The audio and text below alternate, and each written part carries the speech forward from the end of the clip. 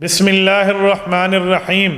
شب برات کی فضیلت شریعت محمدیہ صلی اللہ علیہ وآلہ وسلم سے ثابت ہے۔ سورۃ دخان میں اللہ رب العزت ارشاد فرماتے ہیں، حامیم والکتاب المبین انا انزلناہ فی لیلۃ مبارکہ انا کنا منذرین فیہا یفرق کل امر حکیم امرا من عندنا انا کنا مرسلین۔ اس آیت کی تفسیر میں علامہ جلال الدین رحمہ اللہ تفسیر جلالین میں فرماتے ہیں کہ مراد نصف من الشعبان یعنی شب برات کی رات ہے۔ میرے دوستو، حضور اقدس صلی اللہ علیہ وآلہ وسلم کے فرمان میں ہمیں ملتا ہے، حضرت علی المرتضیٰ رضی اللہ تعالیٰ عنہ روایت فرماتے ہیں، یہ مستدلات الفقہ الحنفیہ میں روایت موجود ہے۔ حضور اقدس صلی اللہ علیہ وسلم نے فرمایا کہ جب 15 شعبان المعظم کی رات آئے، قوموا لیلہا وصوموا یومہا، اس کے رات کو عبادت کرو اور اس کے دن کا روزہ رکھو۔ اس روزے کی فضیلت احادیث پاک میں موجود ہے۔ اس طرح اور بھی احادیث سے پتہ چلتا ہے، شعبان المعظم میں رسول اللہ صلی اللہ علیہ وسلم کثرت سے روزے رکھا کرتے تھے، تو 15 شعبان یہ بھی ایک عظمت والا دن ہے، اس میں بھی اللہ کے رسول صلی اللہ علیہ وسلم سے روزہ ثابت ہے اور ہمیں اس کا روزہ رکھنا چاہیے، اس کا اہتمام کرنا چاہیے۔ امام اہل سنت والجماعت حضرت مولانا محمد سرفراز خان صفدر رحمہ اللہ فرماتے ہیں، کتنے سالوں سے میرا معمول ہے، الحمدللہ اس روزے کو میں رکھتا ہوں۔ ہاں، اس روزے کو فرض نہ سمجھیں، واجب نہ سمجھیں، ضروری نہ سمجھیں، جو بندہ نہ رکھ پائے اسے مورد الزام نہ بنائیں، لیکن شریعت سے یہ بات ثابت ہے۔ جگہ اور زمانے کی تبدیلی سے حکم بدل جاتا ہے۔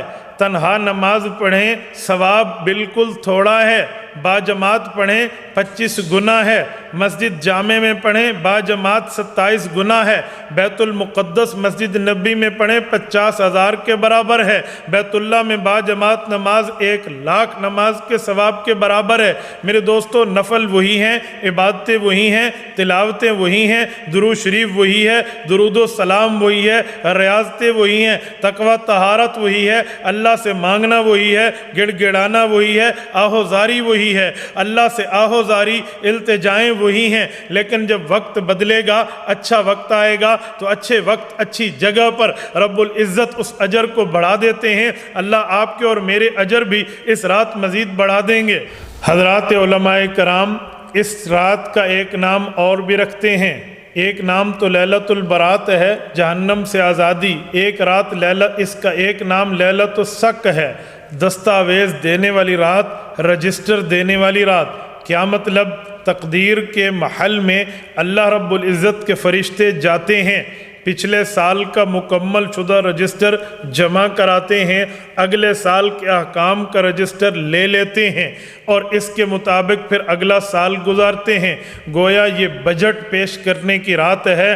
فرشتوں کو اس رات اگلے سال کا بجٹ مل جاتا ہے، کتنے بندوں نے فوت ہونا ہے، کتنے کے ساتھ آپ نے کیا سے کیا معاملات کرنے ہیں، وہ بھی اس رات پیش ہو جاتے ہیں۔ حضرت ابوبکر صدیق رضی اللہ تعالیٰ عنہ سے روایت موجود ہے، شعب الایمان کے اندر امام ابو الحسین بہقی رحمہ اللہ روایت فرماتے ہیں، حضرت ابوبکر صدیق رضی اللہ تعالی عنہ نے ارشاد فرمایا کہ رسول اقدس صلی اللہ علیہ وآلہ وسلم کا فرمان عالی شان ہے، فرمایا اس رات ایک منادی آسمان سے آتا ہے اور وہ فرشتہ اعلان کرتا ہے، اے دنیا کے لوگو، تمہارا اللہ فرما رہا ہے، مجھ سے دعا مانگو، میں تمہارے گناہوں کو معاف کر کے تمہیں مغفرت عطا کر دوں گا، مجھ سے سوال کرو، میں تمہاری روزی تمہیں عطا کروں گا۔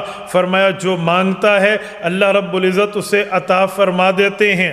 ہاں، مشرک آدمی کی اس رات مغفرت نہیں ہوتی، کیونکہ وہ مشرک معافی ہی نہیں مانگ رہا، اور بدکار خاتون اگر وہ بھی معافی نہیں مانگتی تو اس کی بھی مغفرت نہیں ہوتی۔ ہاں، یہ بھی سچے دل سے اللہ سے معافی مانگنے والے ہوں تو ان لوگوں کی بھی ضرور مغفرت ہو جائے گی۔ حضرت سیدہ عائشہ صدیقہ رضی اللہ تعالی عنہا ارشاد فرماتی ہیں، یہ بھی حدیث پاک یہاں پر موجود ہے۔ فرمایا حضور پاک صلی اللہ علیہ وآلہ وسلم نے اللہ رب العزت اس رات اتنے بندوں کی مغفرت فرماتے ہیں جیسے بنو کلب قبیلے کی بکریاں ہیں، ان کے جسموں پر جتنے بال ہیں اس بال سے بھی بڑھ کے اللہ رب العزت اس رات اپنے گناہگار امتیوں کی معافی کو قبول فرماتے ہیں جو اس رات اللہ سے مانگتا ہے۔ ہاں خود بخود بخشش بعض بزرگوں کی بھی کر دی جاتی ہے، بعض بندوں کی بھی کر دی جاتی ہے، لیکن کچھ لوگ ہیں جو اس رات نہیں بخشے جاتے کیونکہ وہ اللہ سے معافی اور حقوق العباد اور حقوق اللہ ادا کرنے والے نہیں ہوتے۔ مثلاً وہ کون ہیں؟ فرمایا نمبر 1 جو اللہ کے ساتھ شرک کرتا ہے، مشرک ہے، اس رات اس کی مغفرت نہیں ہوتی۔ جو جان بوجھ کے بغیر کسی اسلامی وجہ کے اپنے خاندان سے رشتہ توڑتا ہے، تعلق توڑتا ہے، رشتے ناتے سے جدا ہو جاتا ہے، اس آدمی کی بھی مغفرت نہیں ہوتی۔ جو شخص اپنی شلوار کو اپنی ٹخنوں کے نیچے رکھتا ہے اس کی بھی بخشش نہیں ہوتی۔ جو آدمی عادی شرابی ہوتا ہے اس کی بھی بخشش نہیں ہوتی، اور وہ بد نصیب جس نے اپنے ماں باپ کو ناراض کیا ہوا ہے اس کی بھی مغفرت نہیں ہوتی۔ میرے دوستو اس حدیث میں پیغام ہے، رشتہ توڑا ہے تو جوڑنے والے بن جائیں، ماں باپ کا دل دکھایا ہے تو معافی مانگنے والے بن جائیں، شلوار ٹخنوں کے نیچے رکھتے ہیں تو اوپر اٹھانے والے بن جائیں، اور اسی طرح ہم نے شراب کی عادت خدا نخواستہ اپنائی ہے تو اس سے توبہ کر لیں، ماں باپ کے پاؤں پکڑ کے معافی مانگ لیں، اللہ رب العزت ہمیں بھی ان خوش قسمت لوگوں میں شامل فرما دے گا۔ آج کل کچھ لوگوں نے ایک عجیب ترتیب بنا لی ہے، وہ کہتے ہیں اللہ کے رسول صلی اللہ علیہ وسلم نے عبادت کا حکم فرمایا تو اب مجمع جمع کرو، لوگوں کو بلاؤ، مسجدوں میں باجماعت نوافل کی نمازیں پڑھو، حتیٰ کہ خواتین کی بھی اس رات باجماعت نمازوں کی ترتیبیں بنائی جاتی ہیں۔ یاد رکھنا یہ شریعت سے ثابت نہیں ہے۔ نوافل پڑھنے ہیں مردوں نے یا عورتوں نے، تنہائی میں پڑھیں، خلوت میں پڑھیں، اپنے گھروں میں پڑھیں، یہ شریعت کی تعلیم ہے۔ آپ نے فرائض مسجد میں پڑھنے تھے وہ پڑھ لیے، نوافل آپ نے اپنے گھر میں پڑھنی ہیں، دعا آپ اپنے گھر میں کرنی ہے۔ کچھ لوگوں نے عادت بنائی ہے اس رات باقاعدہ قبرستان جانے کی، وہ کہتے ہیں جسے پاک میں اللہ کے رسول تشریف لے گئے تھے۔ ہم نے کہا جی بھائی بالکل ٹھیک ہے، زندگی میں ایک بار اللہ کے رسول اس رات قبرستان تشریف لے گئے تھے، آپ بھی زندگی میں ایک بار چلے گئے، آپ کا معاملہ پورا ہو گیا۔ ہر وقت مجمع لے کر اس طرح اکٹھا جانا اور ضروری سمجھنا یہ شریعت میں سنت کے زمرے میں نہیں آتا۔ کچھ لوگ ان راتوں میں باقاعدہ جلوے دکھاتے ہیں، حلوے اور مانڈے بناتے ہیں، پتہ نہیں کیا سے کیا معاملات کرتے ہیں، یہ اور ضروری سمجھ کے کہتے ہیں دین کا حصہ ہے۔ اس طرح کسی کام میں دین کی اجازت اور دین کے حصے موجود نہیں ہیں۔ ہمارے بزرگان دین اس رات باقاعدہ دعائیں ارشاد فرماتے ہیں۔ حضرت نفیس الحسینی رحمۃ اللہ تعالی علیہ بہت بڑے شیخ طریقت ہیں، انہوں نے فرمایا مجھے بزرگوں کے واسطے سے خصوصاً محبوب سبحانی ذل رحمانی حضرت شیخ عبد القادر جیلانی رحمہ اللہ کے واسطے سے ہمیں یہ دعا ملی ہے، جو بندہ اس دعا کو پڑھے اور اس کے ساتھ ایک عمل کرے، اس رات یعنی صبح 15 شعبان ہوگی، 14 شعبان ختم ہو، مغرب کی نماز کے بعد عشاء کی نماز سے پہلے یہ عمل کر لیں، اللہ آپ کو نجات عطا فرمائے گا۔ نمبر 1 سورۃ یاسین پڑھیں اور اس کے بعد یہ دعا پڑھیں، دعا آپ کے اسکرین پر آ جائے گی، آپ اس کو سن لیں۔ اللہم یا ذا المن ولا یمن علیک یا ذا الجلال والاکرام یا ذا الطول والانعام لا الہ الا انت ظہر اللاجئین وجار المستجیرین وامان الخائفین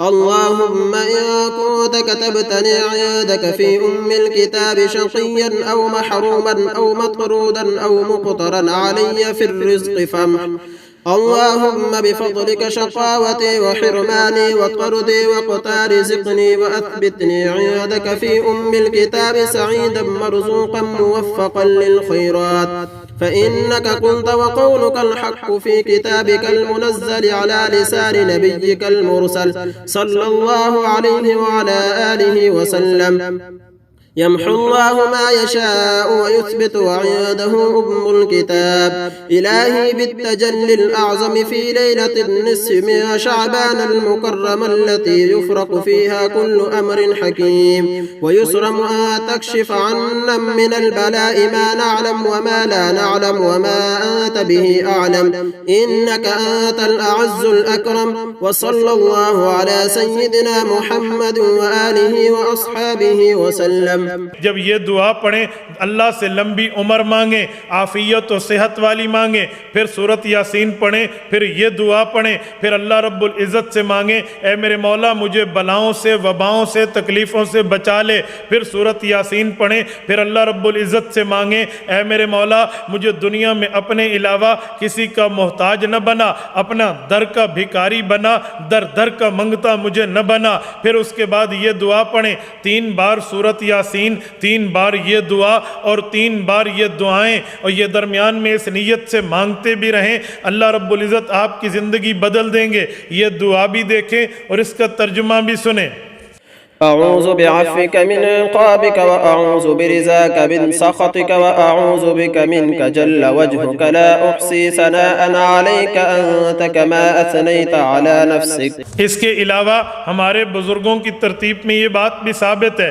سید عائشہ صدیقہ رضی اللہ عنہا ارشاد فرماتی ہیں رسول اقدس صلی اللہ علیہ وسلم نے ارشاد فرمایا عائشہ یہ دعا کے کلمات مجھ سے سیکھ لو، جبرائیل امین کے واسطے سے اللہ نے مجھے یہ الفاظ دیے ہیں. یہ دعا بھی آپ پڑھیں اس رات اور اس کے ساتھ اس کے ترجمے پہ بھی غور کریں. یہ دعا آپ کی اسکرین پر آ گئی ہے، ذرا توجہ سے اس کے الفاظ لکھیں، یاد کریں اور اس بات کو آپ آگے پھیلائیں، کیونکہ دین کا کام خود بھی کریں، آگے پھیلانا یہ بھی بہت بڑی نیکی ہے.